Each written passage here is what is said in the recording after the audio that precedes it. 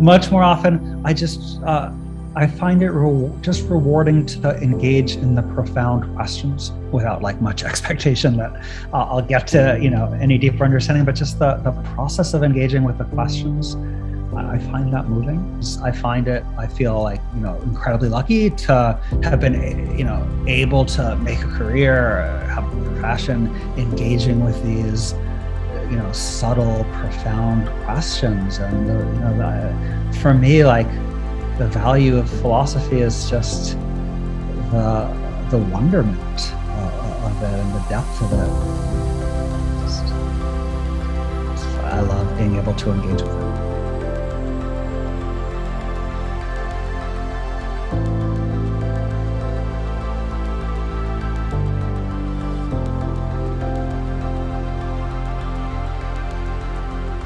Welcome, everyone, to today's interview. We're very pleased to welcome Professor Jonathan Schaffer.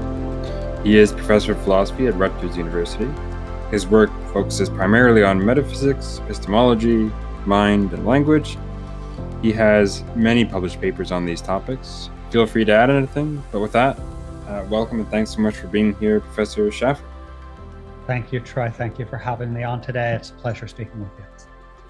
Awesome. So, I have a bunch of questions on a variety of topics, but I wanted to start with like grounding and fundamentality and those sorts of grand metaphysical issues. Right. And so one thing is that you've argued, based on several different considerations, that the whole cosmos was fundamental, and that everything else, so to speak, exists derivatively. It's less fundamental than that, or it's grounded in some sense in that one unified thing.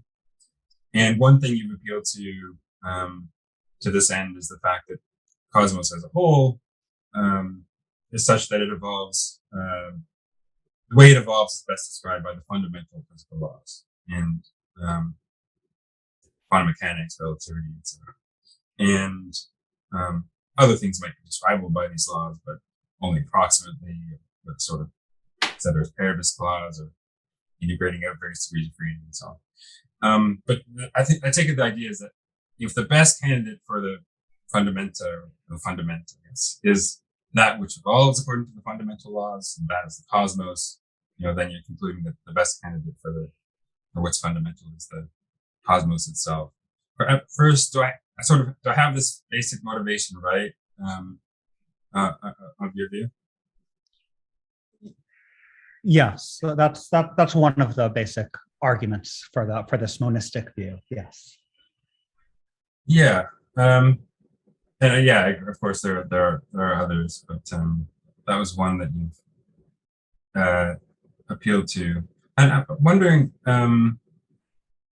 first sort of concern that someone might have is when we talk about the fundamental laws.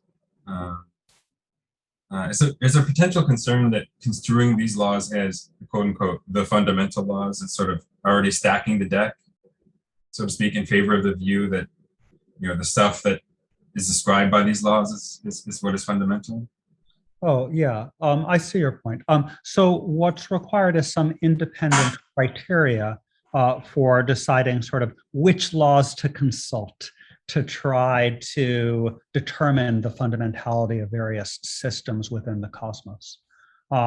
So the idea is that we have, before we decide on whether it's the smallest little bits, if there are smallest bits, or the largest whole, or somewhere in between, to look for, to find the kind of fundamental pieces out of which the world is made. We have to have some independent way to say, well, which laws should we look at? And the idea is that we can look at the most basic posits within science without prejudging the issue of whether part or whole is most fundamental. Right. So it seems like our physicists, they're not engaged typically in these arcane metaphysical disputes. They just have worked out which system of equations turns out to be most unified and the sort of simplest and strongest way to make sense of how the world evolves through time. And so we can I think, without begging any questions, like take up those equations and try to, see what kind of information they tell us about what our world is like. Yeah, that makes sense. I guess part of the idea might be that yes, we have the physics, they have this way of describing the world and making predictions about it, but why should we kind of privilege their way of describing the world when talking about what's fundamental and so forth? Yeah, I mean, if that makes sense. No, that makes sense. I mean, I think one of the sort of deep issues that I feel like your question's touching on, whenever we engage in metaphysical theorizing, is sort of what's the background epistemology? How can we sort of get any sort of epistemic grasp? How can we get any knowledge of what metaphysical structure is? So the way that I think about sort of theorizing about fundamentality is you have to sort of bring with it certain assumptions about how you're going to get a grip on what's fundamental. And in my view, physics has been this extraordinarily successful enterprise that with just sort of a handful of posits is able to make sense of the kind of causal evolution of pretty much any system whatsoever. So it seems to me to offer kind of deep insights into the workings of the world, such that like it would be wise for the metaphysician to look there. But yeah, I think that makes sense. I don't know where else. Where else are you? I mean, what better source are you going to look towards? I guess would be a question that I'd ask. Right. If you're going to go somewhere, then well, where else would you go besides? It seems to me these very detailed, but in a sense, nevertheless, still very simple and predictive and so forth theories. That's kind of basic.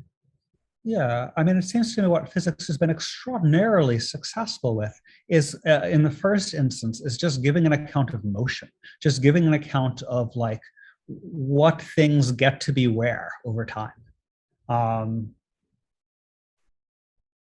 Right. And it seems that, if you sort of step back a little bit and you want to account for, anything in the world, anything about our lives, anything about, if you can just sort of keep track of what little bits get where, or what bigger systems get where, you kind of wind up keeping track of everything. So it seems to me that the entities that we're using, the kind of systems that we ultimately want to appeal to in giving an account of the causal evolutions of things, that turns out to be really deeply insightful into how our world is built. Very good. Yeah. Thanks. That's actually really helpful. So, and then talking about the grounding relation itself, I take it that it's irreflexive, antisymmetric, transitive. There's also other things you can say about how it's. I mean, you might think there's some room for doubt on those things, but I think this is kind of standard view. I'd probably be orthodox. I actually don't myself accept that, but I don't accept transitivity without some careful fixes. But I mean, that is the orthodox view. Yeah. So I'm happy to just sort of take that up for discussion as the orthodox view. Right. And then there's also these like other ideas of partial and full grounds and so on.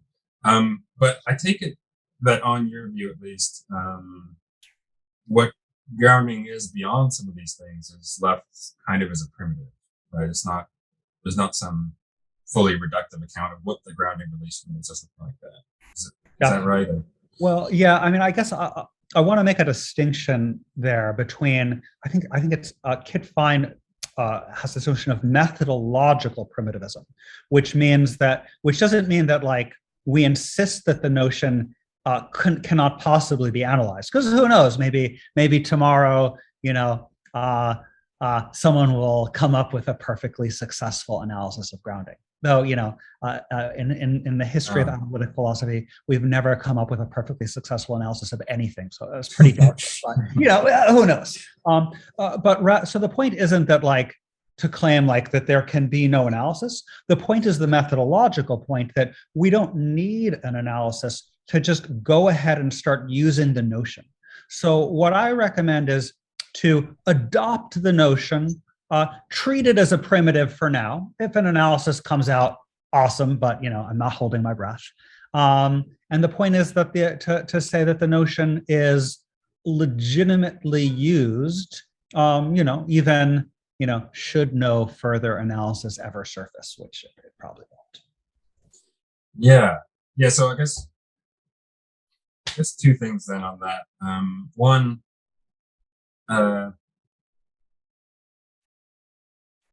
do you worry that maybe having this sort of primitive relation is a bit of a theoretical cost? In that, we'd prefer not to have a primitive notion in our theories if we could avoid it. But that's, you still say it's a cost of pain. That's it. Right. And second, what I think of as the sorry, could I? No. Yeah, go ahead. I think of this as the sort of David Lewis playbook. I'm sure it goes this sort of bunch of ideas goes back well before Lewis. But Lewis does a really elegant job of articulating the playbook in a new work for a theory of universals when he advocates taking naturalness as a primitive notion. And the basic idea is if you've got a notion that's useful enough but doesn't seem to be analyzable in other terms, that's when you reach for a primitivist approach. So I think of grounding in just that same way. It's, I would argue, a really useful notion, and there doesn't seem to be any analysis forthcoming, so worth keeping in our toolkit as a primitive. Yeah, I think, you can't avoid having some primitives. I think it's kind of, I think that's kind of unavoidable on some level. Although the other concern might be, how do we approach someone who doesn't share the notion, right? Doesn't quite grasp this primitive notion of what we mean by it. How, is there a way to sort of make progress there? Is it by pointing out examples? Yeah, I think that's a sort of an excellent question, and cuts to the heart of sort of which notions can we use in philosophy? Because, given that we haven't produced successful analyses of, any notions at all, pretty much, it seems like pretty much any notion that we're going to appeal to in our serious philosophizing is going to have to be taken as primitive. So there's a question of, how we grasp notions that are taken as primitive. And it seems to me, one thing to say from the start is that, if you think about how a child grasps any concepts whatsoever, I don't know how they do it, but it's not by sort of if and only if setting necessary and sufficient conditions. Good luck trying to teach a kid a concept in that way. Rather what we do is we point to some paradigm cases. That's typically, I think, how human learning works, and somehow people are able to kind of grok a concept. And there's more things that we can do as well. We can, embed the concept in kind of a system of connections to other concepts. So we can talk about the connections between, grounding and, necessity and possibility, modal concepts, or various other concepts, and grounding and explanation. That's a big one for me. So that can also help us kind of triangulate in on the concept. We can set up a formalism for the concept, so we can sort of, look at its kind of internal rules and its external connections to other concepts. So I think that all we can do for any concept whatsoever is to point to paradigm cases, give external connections to other concepts, and kind of internal logical principles, or we're thinking of kind of impure and pure logical principles for the concept. And in many cases, that seems to work, and we seem to grasp concepts that way. Of course, philosophers are notoriously unwilling to grasp the concepts that they don't want to grasp. So, there'll always be people say, "Oh, I don't know what you mean by that." And that's fine.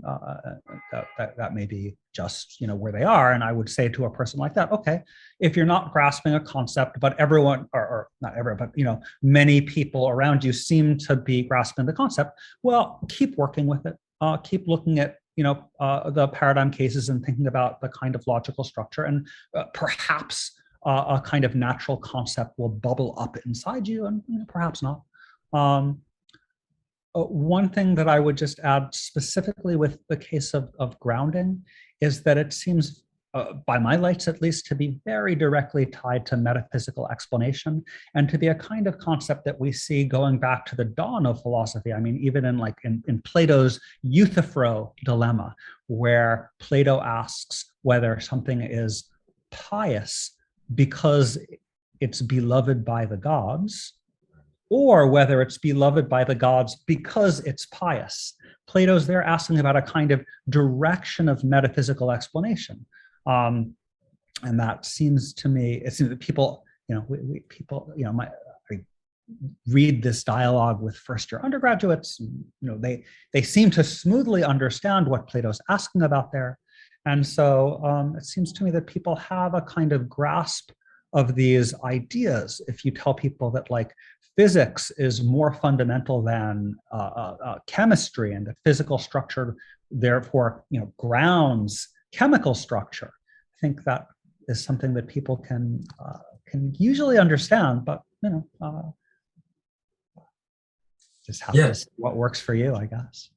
Yeah, I definitely agree with a lot of that, especially although we still, of course, we want to leave it open that sometimes communication is limited. We may not be able to have all the same concepts to discuss these things with other people. But in this case, I think it's not so hard. I don't think it's so perfect.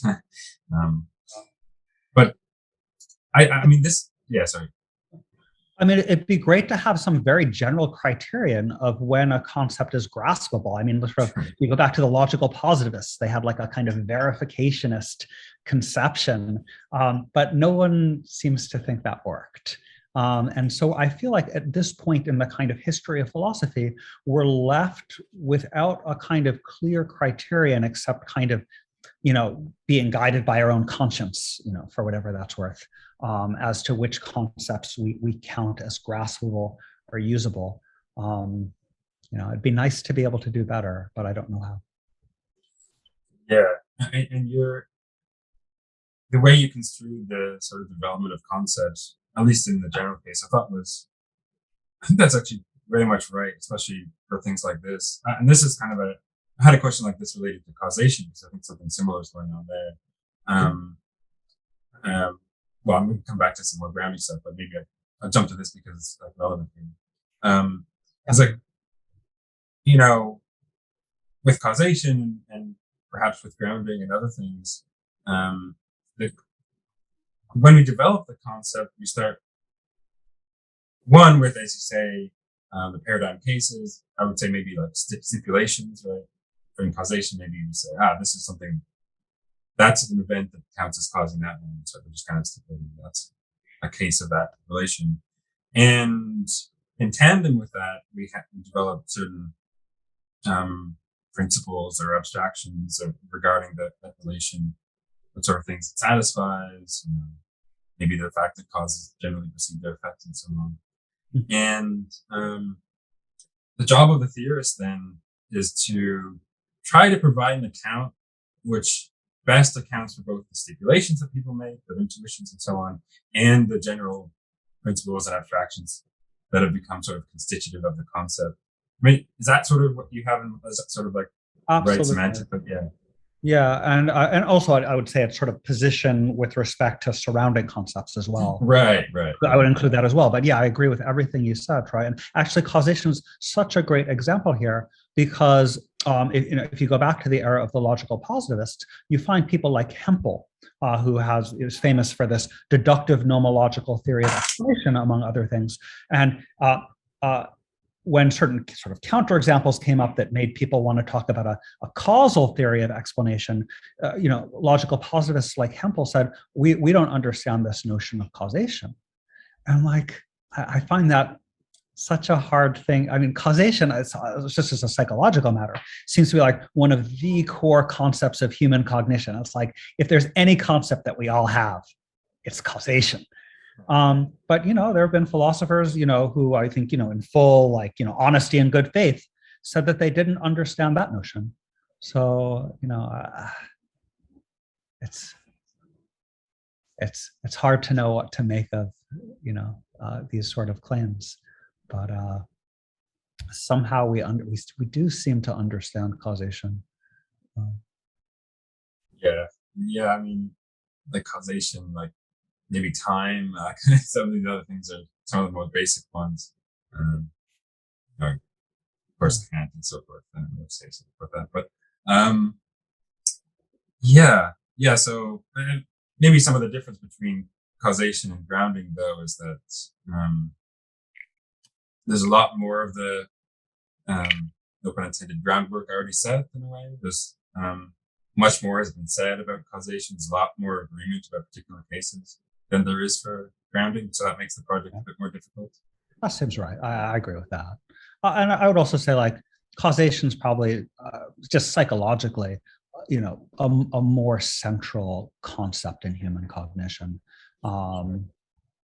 Yeah. And so, of course, you're familiar with the work of Jessica Wilson, and we had her as a guest on recently. Awesome. And she's been critical of some of the grounding literature, to say the least. And so on her view, sort of roughly speaking, there's various relations of metaphysical dependence and so forth. And these can be construed as under a schema of, non-primitive grounding relations. But the notion of the fundamental itself is somewhat of a primitive notion. And so I guess to put it a bit crudely then, or maybe a bit simply, on your view, there's a somewhat primitive grounding relation and a non-primitive notion of fundamentality. And on her view, there's a somewhat primitive notion of the fundamental and non-primitive notion of relations which might fall into a schema called grounding. That is roughly right. I think, generally speaking, I guess just generally speaking, then why might we prefer your sort of approach to hers in this case? Yeah, good. So there's a couple of issues that come up. One is whether to take sort of grounding as the primitive and try to define fundamentality in ground theoretic terms. The natural thing to say is something is fundamental if it's not grounded in anything, right. Or to take fundamentality as primitive and try to understand grounding. That's in fundamentality terms. That's sort of one issue, one axis of the Schaffer-Wilson debate or something like that. But then there's this other sort of complication, which is that Jessica, she doesn't agree that there's unity to grounding itself. So the sort of second axis is whether we should think of grounding as this sort of substantially unified thing, or the way that I understand her view is that there's really just a kind of just really diverse bundle of relations that are getting lumped together that have a kind of mere nominal unity, in the sense that, like, you can call them under a common name, but they don't have like much substantial in common. So maybe, and like, I think, those are both like really legitimate and interesting positions, and it's really cool to have a debate about both of those. And I've learned a lot from engaging with Jessica's work on this stuff. So like, it's all awesome. I'll just tell you kind of my reasons for holding the positions that I hold. If that's Sure. That's cool. So like, let me start with the second. What I was saying was the second axis, which is whether to think of grounding as this unified thing, as I do, a sort of substantially unified thing, or this kind of merely nominally unified thing that bundles together a kind of diverse group of relations, which I take to be Jessica's view. I guess I'm thinking that, I mean, maybe a good starting point here is you could, and some people have, actually thought the same thing about causation. So some people say, oh, it's a unified relation. That's kind of a standard view. But then there have been people like Elizabeth Anscombe and Nancy Cartwright who said, no, there's just this kind of irreducible diversity of like, there's like, making and baking, and these are causative verbs, and like waking and raking and shaking. There's a lot of causative verbs. And these are just a kind of an irreducible diversity of relations that we can kind of nominally group together under causation, but there's nothing more to it than a nominal grouping. And in general, there's this, actually for any notion whatsoever, there's this really deep underlying issue of whether we should think of the notion as having a substantial unity or not. It's not just limited to grounding or causation. This kind of issue can come up anywhere at all. And so my kind of general, I think the most general approach is connected to this idea, Troy, that we were talking about earlier in grasping a concept, of trying to exhibit its kind of logical structure and connections to other concepts. Actually, this is a methodological point that Gideon Rosen has really pressed in the grounding literature. And so the idea here is like, okay, the best way forward is to try and formulate the principles of grounding. And if we can find that there's a kind of core unified theory that just posits this sort of this unified notion of grounding, that's some defeasible but decent reason to think that there's a unified notion worth positing.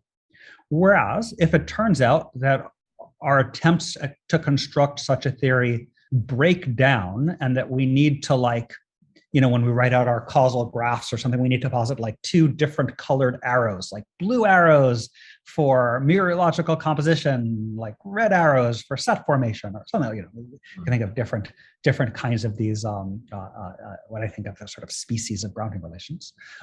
Then that would be reason to favor the Wilson view that it's really just an irreducible plurality of relations. So what I've tried to do in my engagement with Jessica is to exhibit these kind of very general logical principles that I think are the like truest test of the unity of grounding. So I think if there are such principles, then we should believe in unity. If those principles fail, then we shouldn't.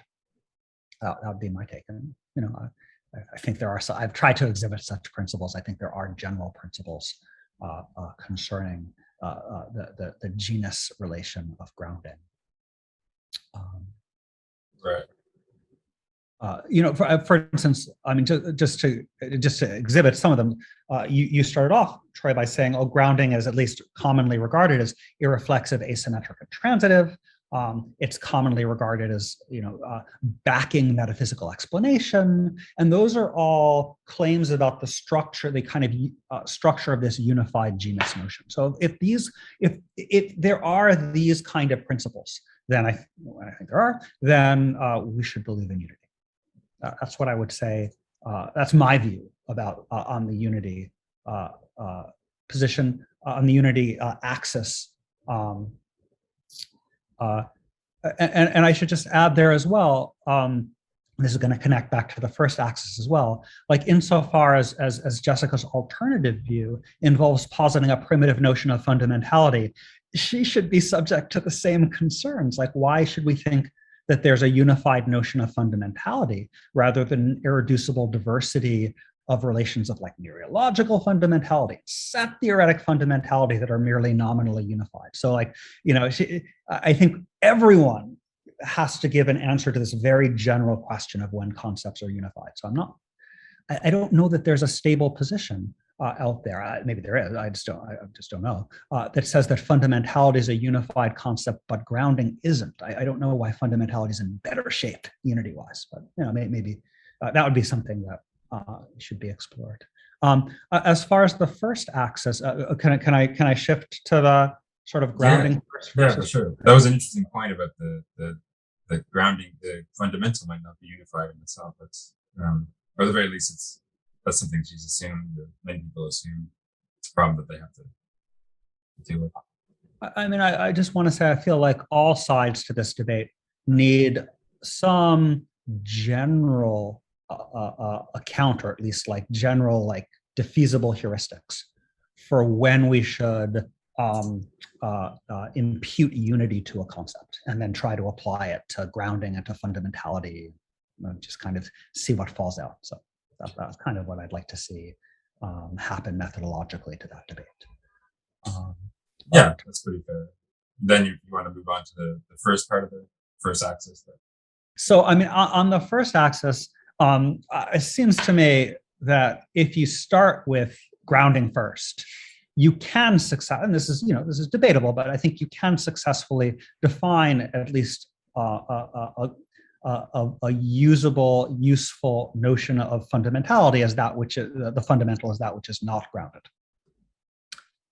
But if you start with fundamentality, there isn't a way, or at least not an easy way, to define a notion of grounding. So you think grounding is this kind of relative notion of where like the ground is sort of metaphysically deeper than the grounded, and the fundamental is then the deepest, that which has nothing deeper to it.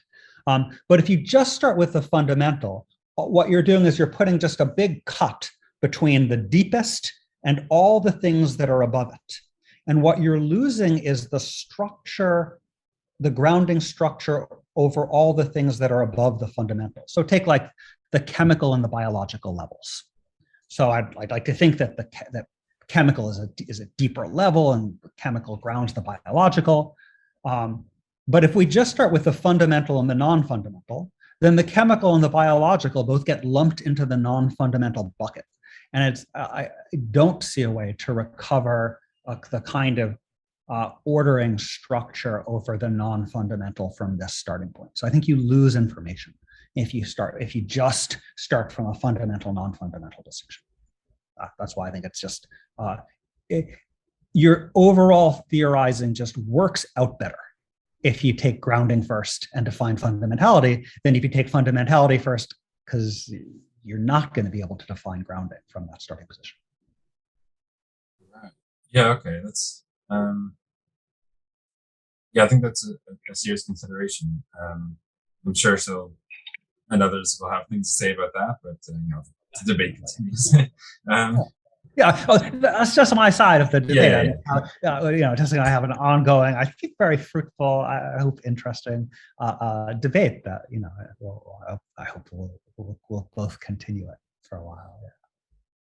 I was wondering what you think about the view that these different approaches, yours and Jessica's, but also others, represent some of the various ways we can go about metaphysical theorizing that aren't necessarily in tension with each other.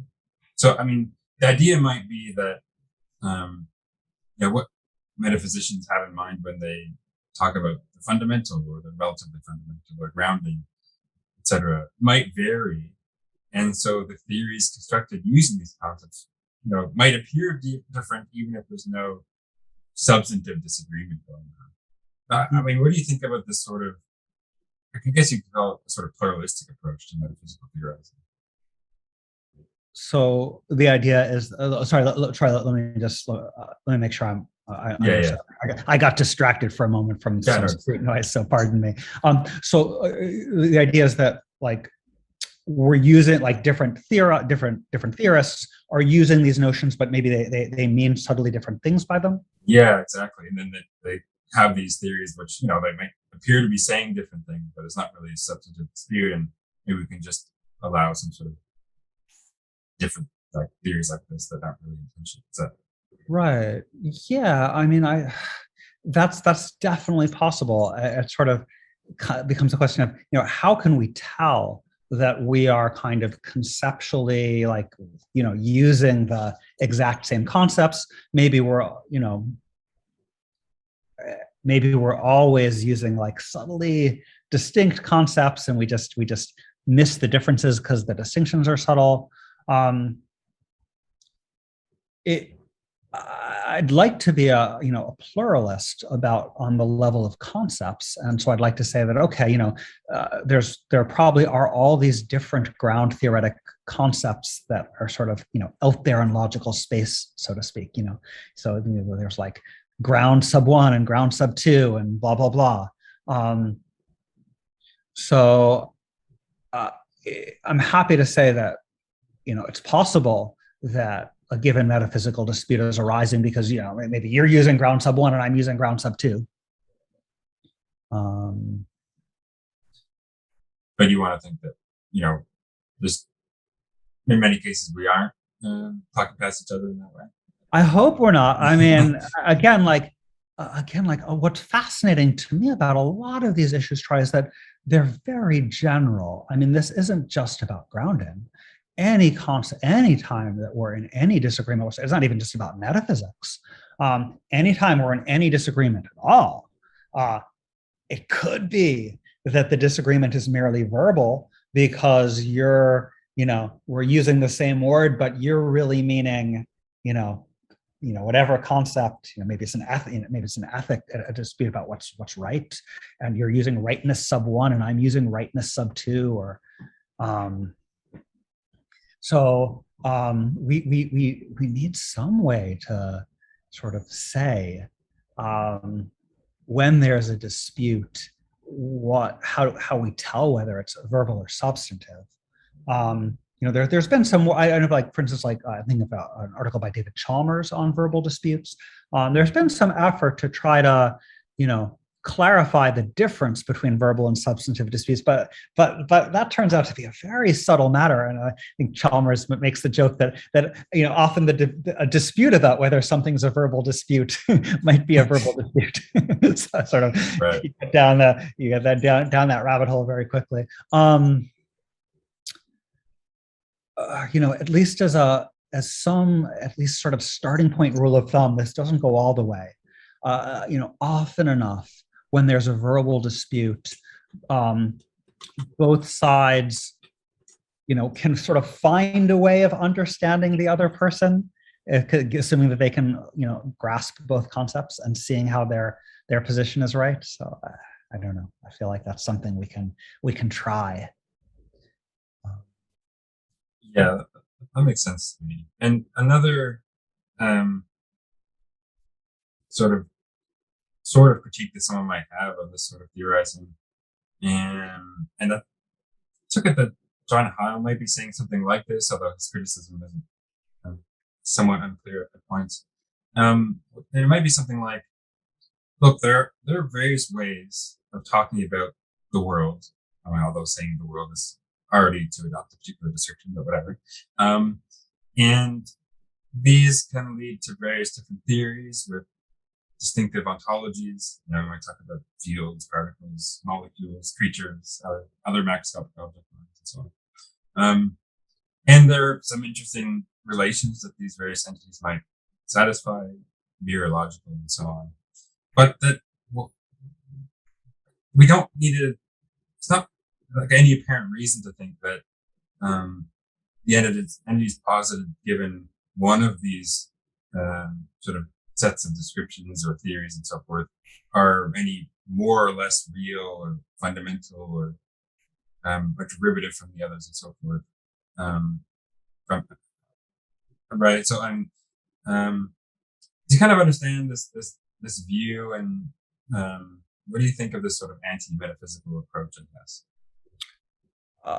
I mean, I'm open to hearing more about it. It's an interesting idea. I guess I'm sort of thinking just from a semantic perspective.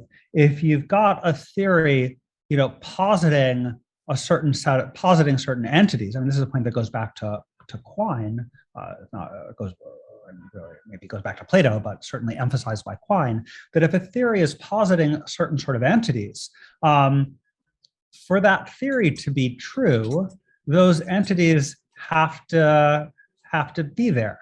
They have to exist. Otherwise, the statements, if I start talking about, the unicorn in my living room, I can't manage to say anything true because there's no unicorn in my living room.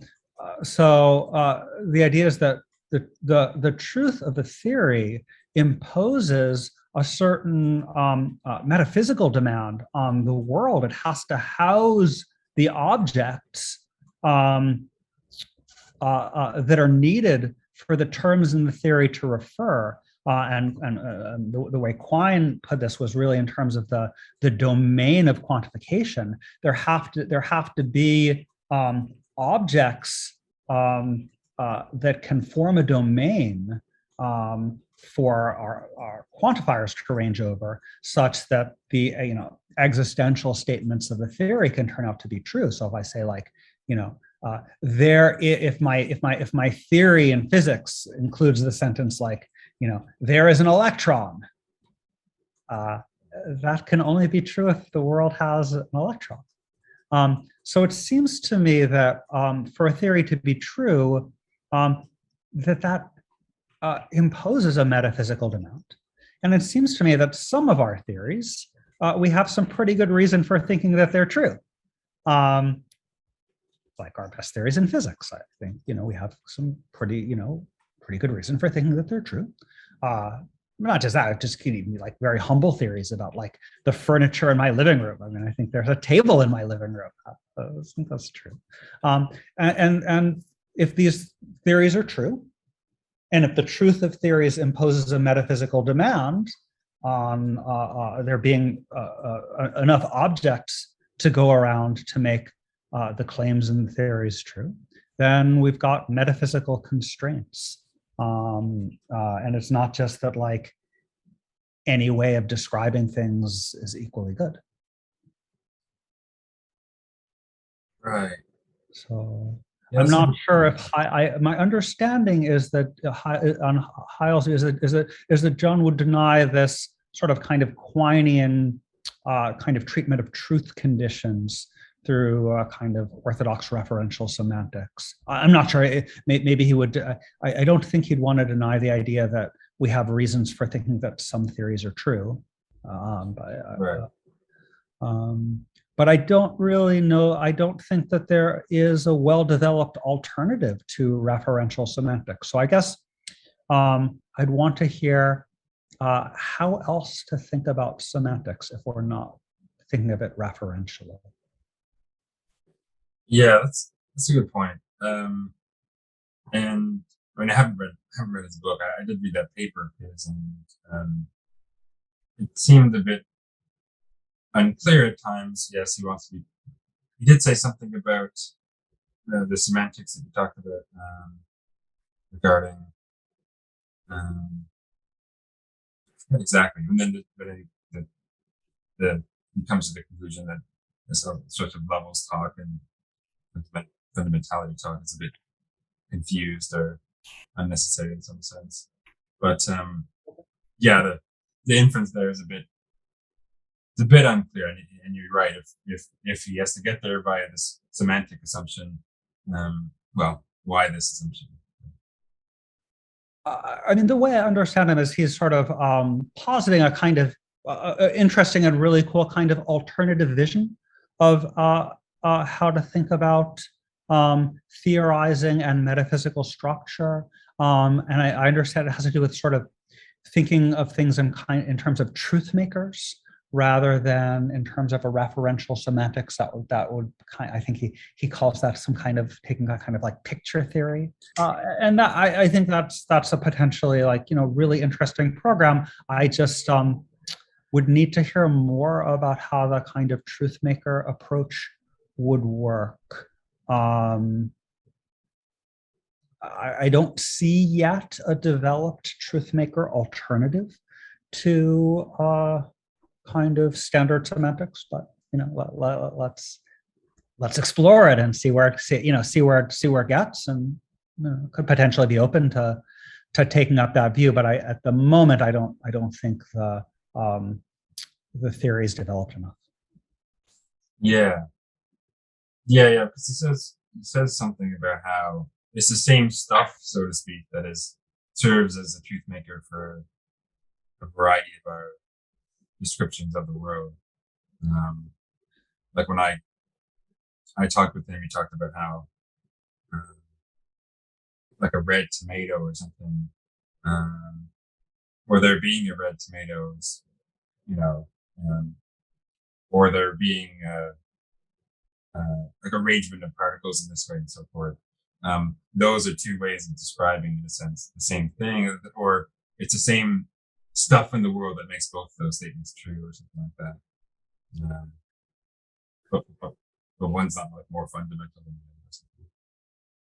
other. Okay, I mean that's. I mean, usually, at least like in the kind of tradition, like running through David Armstrong, that I think John's working out of, a truth maker is construed as something that, like, a truth maker for a given claim phi is something that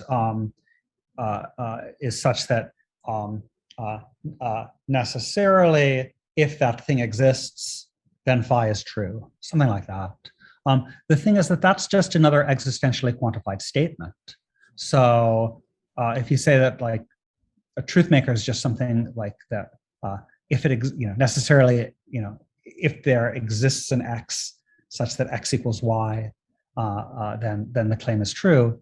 Then you've only put a constraint on your ontology if existential statements constrain your ontology, which is just what the Quinean theory said all along. So it seems to me that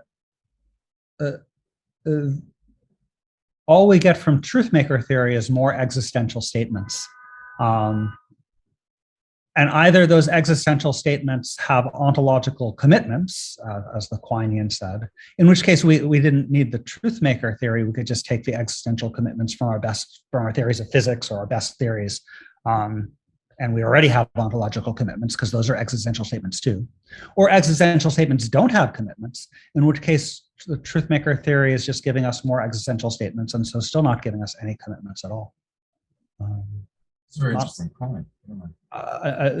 There may be some stable middle ground there, but I don't, offhand, I don't see it. Yeah, I'll have to think about that. But I like the way you put that. It's actually fine. Yeah, I think move on to still something on the notion of grounding, though. You have this paper.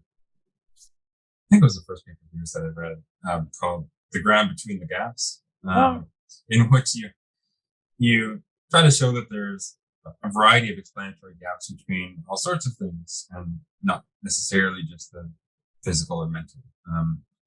These involve what you call it the mereological existence gap, mereological nature gap, perhaps among others. And the point I take it is that without some sort of conceptual or metaphysical bridge principles, inferences, say, from there being hydrogen and oxygen arranged in some way, to the fact that they compose something, let alone H2O molecule, that inference is unwarranted.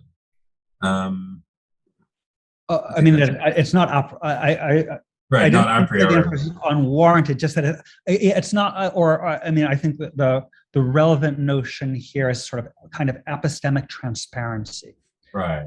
It's not, and at least the way people in this literature, such as Dave Chalmers, for instance, think of it, is that it's not. It can be denied without contradiction. Right. So it's not a priori deducible. Yeah. Because Chalmers might consider, well, if it's not, it's not a priori deducible in principle, then it's like strongly emergent or something. Say something like that. But right. So I guess the first thing was, what do you think of the response that someone might give, which is that, okay, that might be true, but these principles and such are, we can easily grant those, but not the ones which would connect mind and brain or something like I mean, in the case of the connection between the H atom, the other H atom, and the O atom on the one hand, and the H2O molecule on the other, that's maybe something like a mereological part-whole relationship. And so whereas in the case of the relationship between, say, a brain state and a state of your conscious experience, that's not a mereological connection. It's not like the wiring of your brain is like a proper part of how you're feeling in the relevant sense. It's just it's a different sort of connection. So I take your point that one can, accept mereological connections and not accept whatever kind of connection. I'd like to think of this in terms of functional realization between the brain and the conscious state. But whatever that other connection is, one can accept the mereological connection and not accept the other type of connection. That's absolutely right. But I was thinking the relevant point is that it's not a priori that either of the connections holds. It's consistently deniable in either or both cases that the world houses such connections. So if the test for when we have an explanatory gap is, can you consistently deny that you have the inputs without the output, then you have explanatory gaps in all these cases. And it's kind of up to the theorist which connections she wants to posit. So she could posit just the mereological connections and not the functional ones, or vice versa. But it's an additional posit in either case to say that the world actually has these relations, in addition to having the kind of fundamental entities that are the potential inputs to these relations. Yeah, that seems really fair. And I had a sort of second question related to this. And I know it's been something I've been thinking about, is that maybe there's even a further sort of gap between something being an H2O molecule and something being water, in the sense that, look, presumably what we mean or have meant by water doesn't entail that it's H2O. And here, I'm thinking maybe it's a twin Earth thought experiments and so forth. And on my view, this is because the extension of our concept depends in part on features of the context in which the concept was developed. So it's sort of this context sensitive in that way. We say something like, it's the sort of liquid around here or in the lakes of, that's going to be sort of a lexical context sensitive expression. And the idea is that what satisfies the concept given this context sensitivity can't be read off, so to speak, from any chemical description of the substance. And so there remained this gap between H2O and water, and maybe other things as well. I mean, if mind works in the same way, maybe that's you expect that thing. Do you think this is right, or if I got something wrong?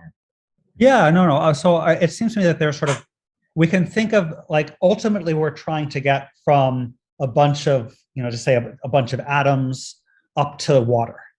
And you can think of getting from atoms to water, you can think of that as going in two steps. You go from the atoms up to the molecules, so from the H and O up to the H2O, and then from the H2O across to the water. And you can claim that there are gaps in either or both transitions. And actually, most of the literature on the explanatory gap is actually on the transition, Troy, that you were just talking about, from H2O to water. And there's this kind of Kripkean idea that's maybe a necessary but a posteriori connection. And then people like Chalmers have a kind of two-dimensional semantic treatment of that. So they try to maintain that actually is fits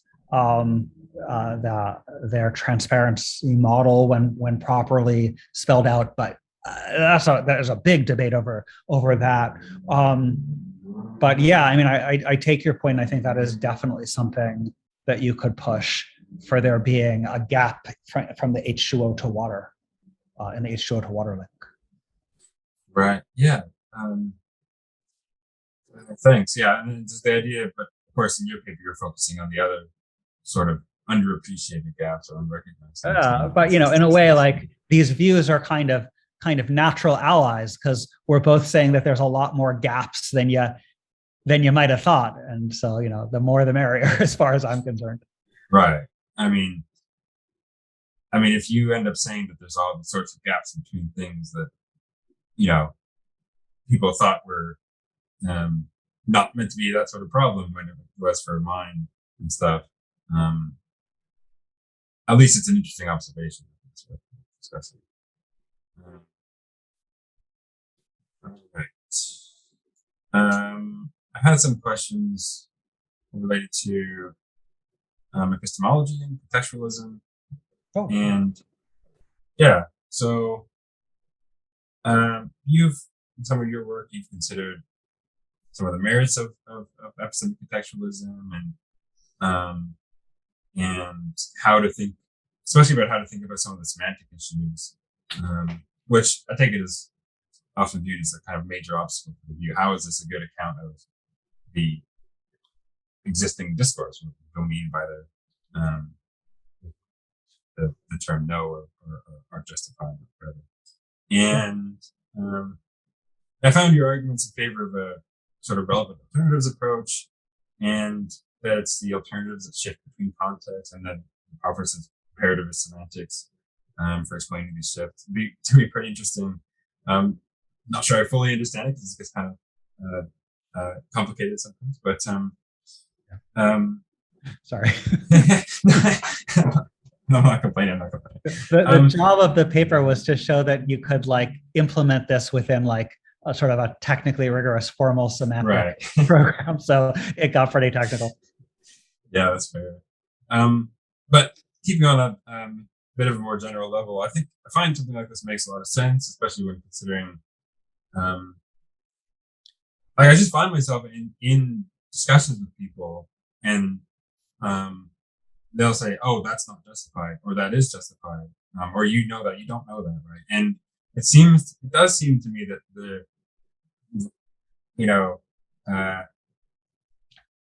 the way they're making that attribution suggests a sort of epistemic context which shifts in certain ways with the sort of things they're considering relevant to the discussion, right? And in some discussions where we're discussing some basic beliefs about the world, right, that fewer things will be granted, and others they will be. They won't be considered relevant. I won't have to have some reason to rule those things out. This is kind of one of the main motivations for thinking about knowledge and justification this way for you, or is there something more?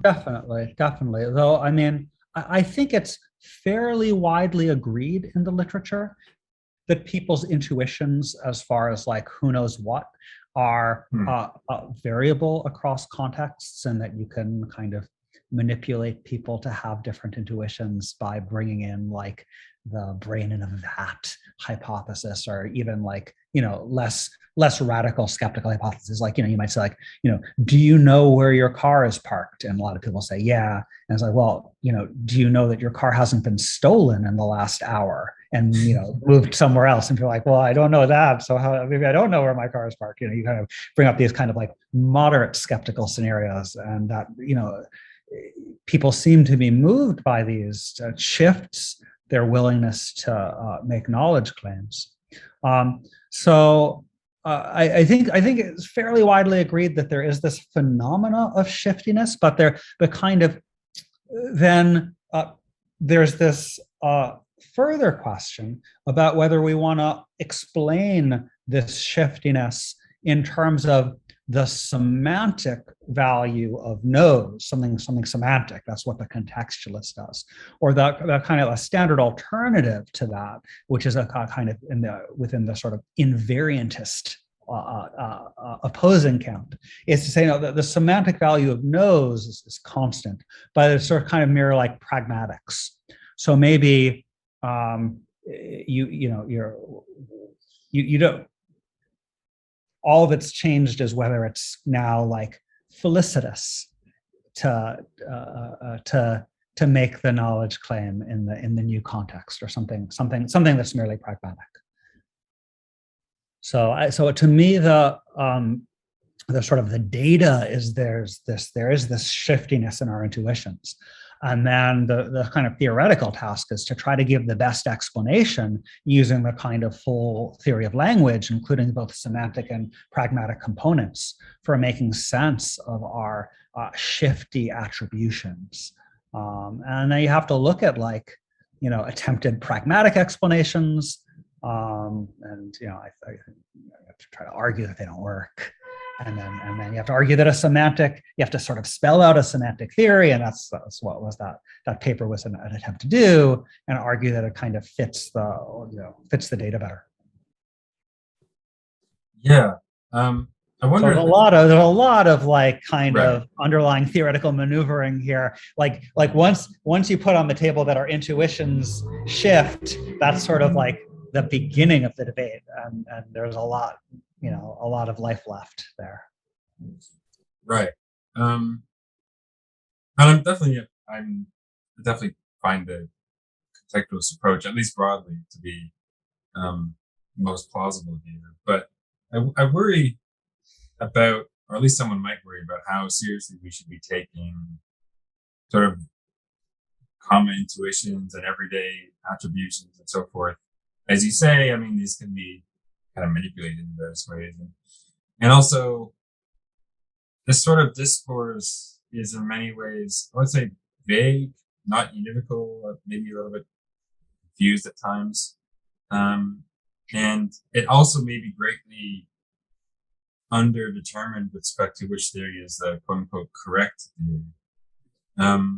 So this might leave room for, one, being somewhat dismissive of everyday usage and just maybe developing a conception we find useful, and two, maybe developing other theories which are broadly consistent with the existing discourse, because there might be many that's not, the discourse isn't specific enough to require a specific account. So what do you think of some of these kind of responses?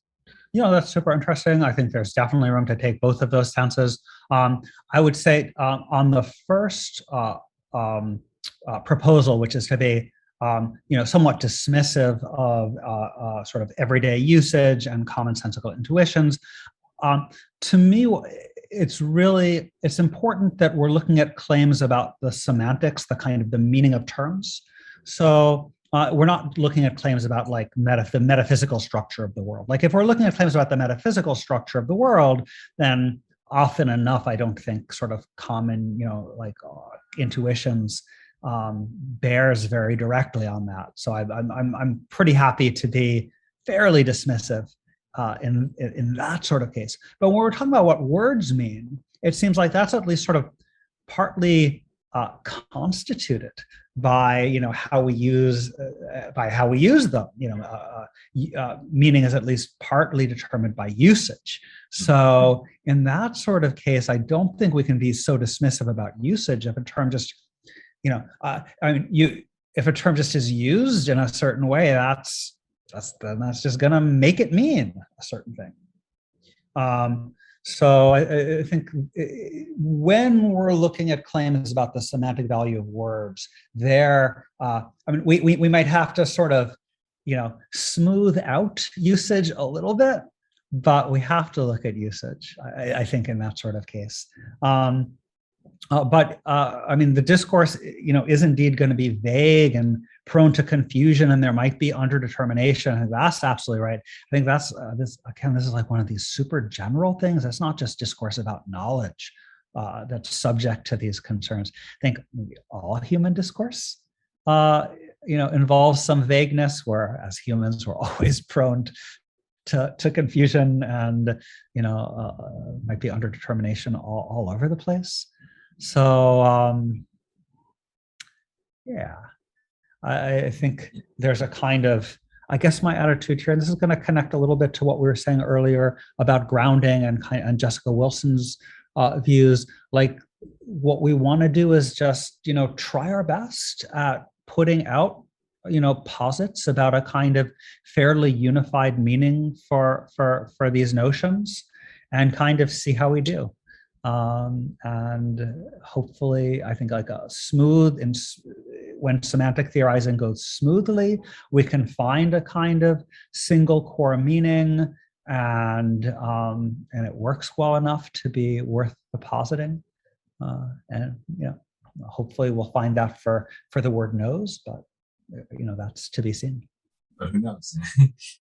I very much like that approach to these sort of things.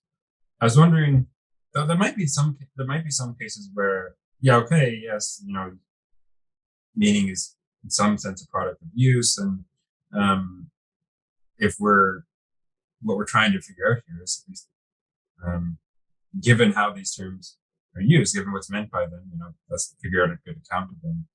We may still, in some cases, want to say, well, the usage is so confused and so unclear that it's going to be less useful to try and figure that out, try to figure a good account of that usage out. And it's going to be, we might as well just develop a kind of similar notion. You sort of understand what I'm saying here, that in some cases we should just dismiss that because it's so not really much to worth exploring anyway. Definitely. Although I think that whether that attitude is viable, I think will depend in some part on the kind of centrality of the concept. Like with concepts like knowledge, and I'd say the same about concepts like causation, like those concepts are so central to our engagement with the world that if you sort of try to rip them out of our conceptual scheme, it's not clear that anything stable remains. Whereas with other concepts that are maybe more marginal to our sort of to the web of concepts, it might be sort of easier to kind of get rid of the existing jumble of confusions and replace it with a clearer alternative. Because that's definitely bears on this as well. So there's that concern of, well, how important this is to our existing framework, conceptual frameworks, and second, is it really that confused? Is it really not some progress we can make on sort of conceptual analysis and theorizing? Yeah.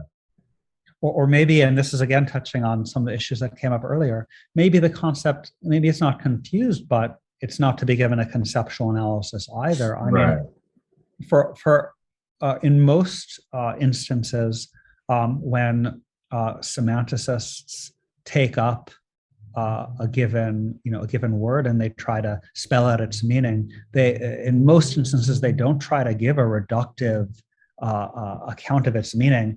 They simply report its meaning homonymous. So they say, like, the denotation of the meaning of the word smokes in English is that smokes, in quotes, means smokes. So you just sort of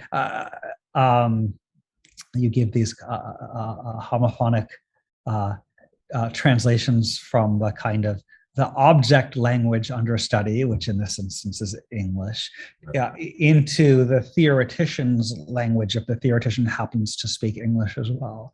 And you're not engaged in any sort of reduction in these cases.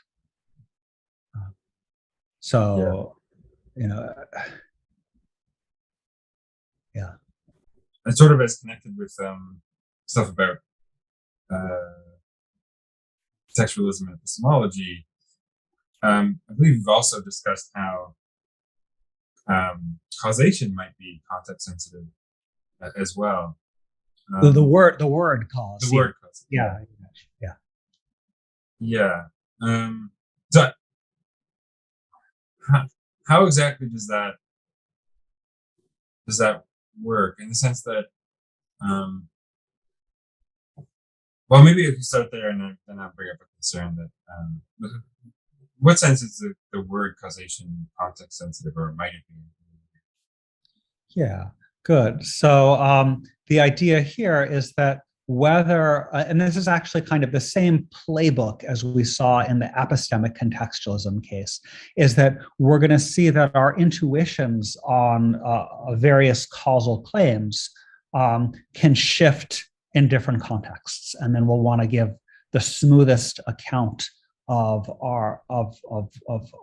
how and why our intuitions shift, and we can look at pragmatic or semantic accounts of that shiftiness. One sort of the many sort of examples is what's sometimes called causal selection.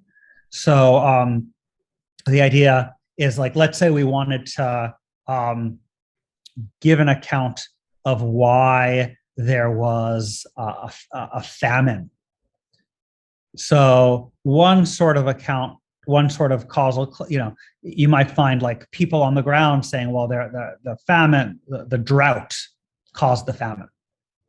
But then you might find like people in, like, the World Food Authority or the UN might say, no, it was the government's failure to build a food stockpile to stock up food reserves. That's the real cause of the famine. So people can, in different contexts, make different claims about what the cause, what caused what. So we do seem to see this kind of contextual sensitivity of causal discourse. Right. Another classic example that gets discussed is, normally you say, like, well, if someone, there's there's a lightning strike and then there's a forest fire, people would say that the lightning strike caused the forest fire, but they wouldn't normally say it was the presence of oxygen in the atmosphere caused the forest fire. They would kind of regard that as like a fixed background condition rather than a causal rather than a cause. Mm-hmm. It's like enabling conditions. Okay, yeah, that would be a kind of a natural maybe way to think about it. But then in other sort of, if we imagine, this is from Hilary Putnam, he talks about it because he imagines that, like, there's like, extraterrestrials visiting from Venus, where I guess they don't have oxygen in the atmosphere. And they're like, I see, well, I know what caused that forest fire. The whole damn planet is smothered in oxygen. So the idea is, like, whether the presence of oxygen caused the forest fire, that claim can seem like unacceptable to us humans who are used to the presence of oxygen, but can seem like a true and natural thing to say to the visiting Martians who are not expecting there to be oxygen. So that's a sort of another example of how it seems like the acceptability of causal claims is shifty.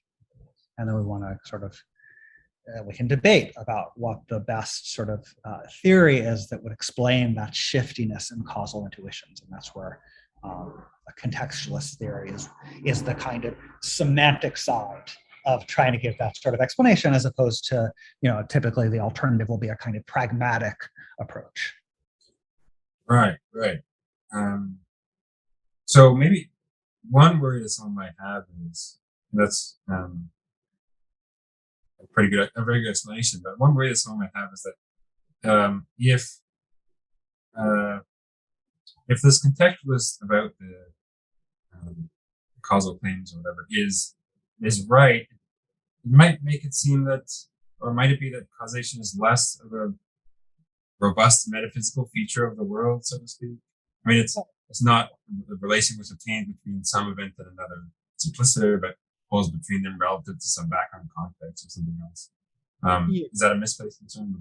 No. I mean, there's a sort of interesting, like, if you think there's contextual shiftiness, the further question is sort of, what's the parameter that what contextual parameter is shifting here that governs the change? So to go back to the knowledge case, the relevant alternatives theorist says what's shifting across contexts is which alternatives are relevant, or as I would put it, like what's the question under discussion. And that's sort of a kind of known or like antecedently posited contextual parameter. And then what you wind up saying is that there are, at least the way that I spin it out, as I say, well, there are knowledge relations in the world. They're just a little more complicated than people usually thought. It's not just that it's not just a two-place relation between a subject and a proposition, but a three-place relation between a subject, a proposition, and a set of relevant alternatives or a question.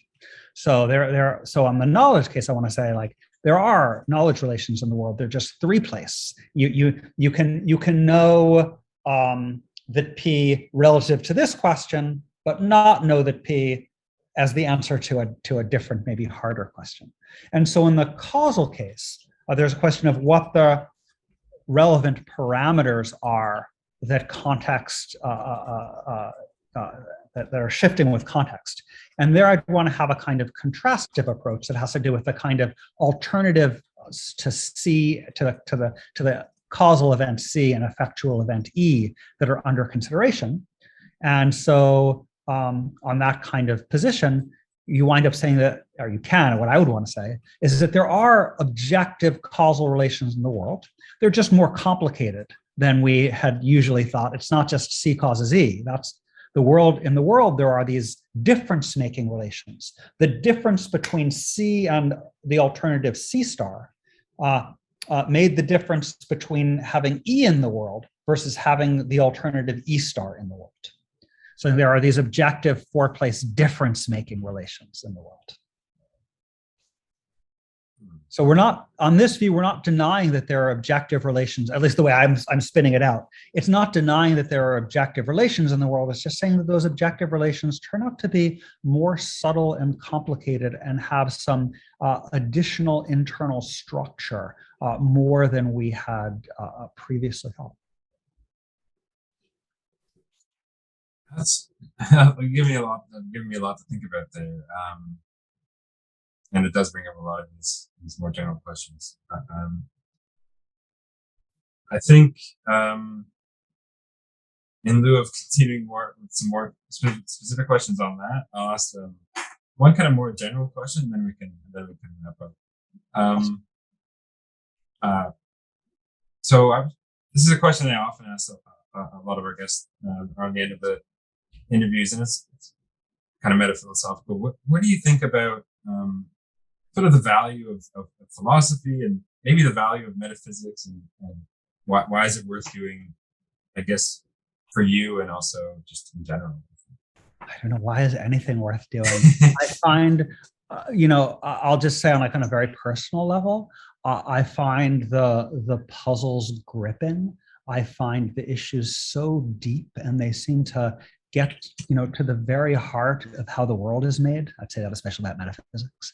And so I find it gripping to engage with these puzzles.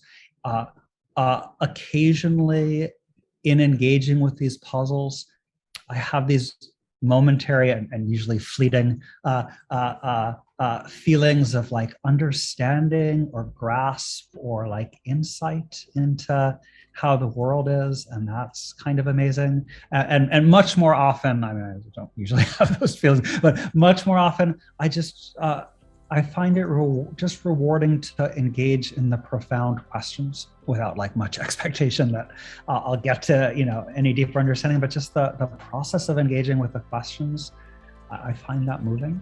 I feel like incredibly lucky to have been able to make a career, have a profession engaging with these subtle, profound questions. And for me, like, the value of philosophy is just the wonderment of it and the depth of it. I love being able to engage with it. I definitely, yeah, that's that makes it worthwhile on its own. Whatever else might come with it, it's just more reason to do that. Yeah, I think we'll wrap up the questions there, and I'll just thank you again so much for agreeing to take part and provide some thoughtful answers on some of my questions. And really, it's been really excellent. Thank you so much for having me here, and thank you for the informed and thoughtful questions and the great discussion. I really enjoyed being here.